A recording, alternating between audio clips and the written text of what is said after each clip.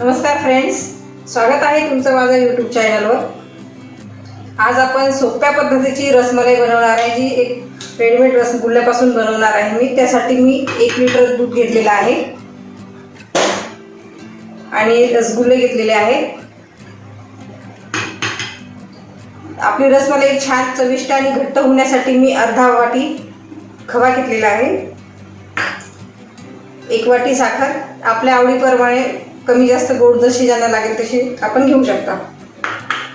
पाव चमचा वेलची पावडर, 7 ते 8 काड्या केशर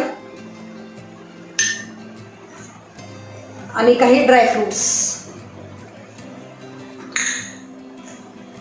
ह्यामध्ये मी काजू, बदाम आणि पिस्ते घेतलेले आहेत। तर चला आपण आपल्या रेसिपीला सुरुवात करूया। सर्वप्रथम मी दूध तापवायला ठेवलेले आहे।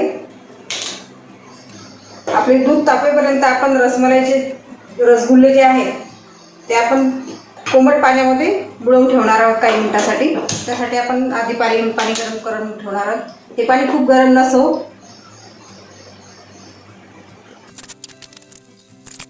आपले पाणी आता कोमट झालेले आहे, त्यात आपण हे रसगुल्ले याचा पाक पूर्णपणे काढून घ्यायचा आहे आणि ते नंतर कोमट पाण्यामध्ये सोडून द्यायचे।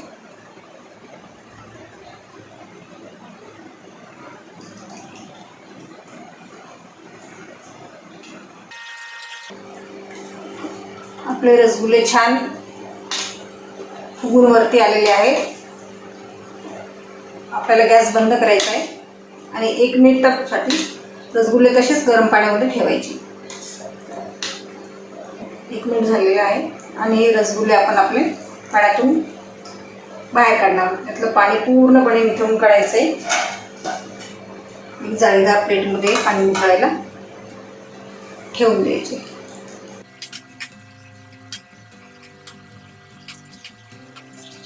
आपलं दूध छान उकळलेलं आहे। आता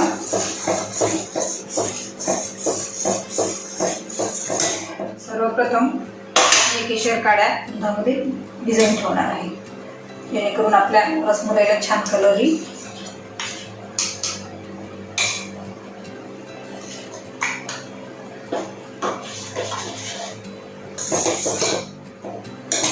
साखर आपण आपल्या आवडीप्रमाणे कमी जास्त करू शकतो।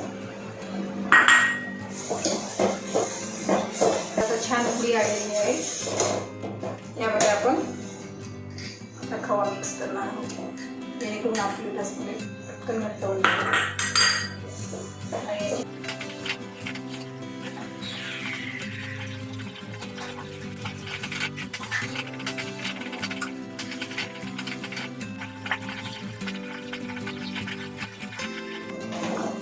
दुधाला थोडं घट्ट होत आलेलं आहे, आपण त्यात आता केशरचं दूध घालणार आहोत।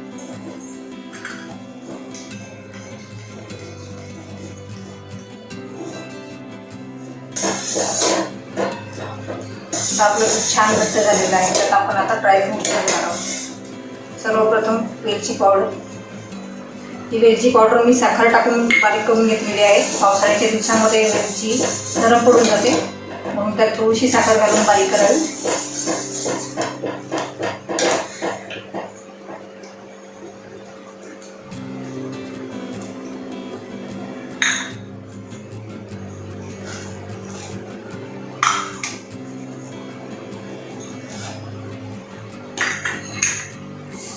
पाच ते 7 मिनिट आपण हे छान उकळून घेणार आहोत, जेणेकरून आपली रसमलाई छान घट्ट आणि मस्त होईल।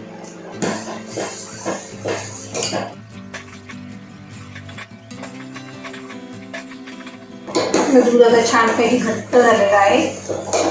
आपल्याला जेवढं पाहिजे तेवढं आपण गॅस बंद करणार आहोत आणि 10 मिनिटासाठी याची वाफ जाऊ देणार आहोत।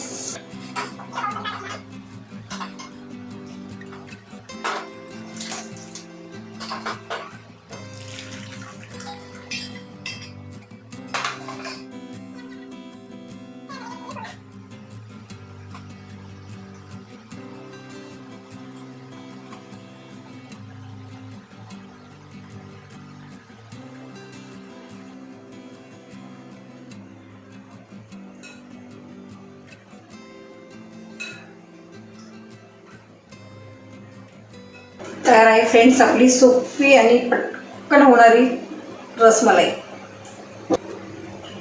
हे आपण आता छान फ्रीजमध्ये थंड करणार आहोत. आणि तुम्हाला माझी रेसिपी कशी आवडली ते कमेंट्स बॉक्समध्ये सांगायला विसरू नका. आणि माझ्या चॅनलला सबस्क्राईब करा, लाईक करा आणि शेअर करा. थँक्यू.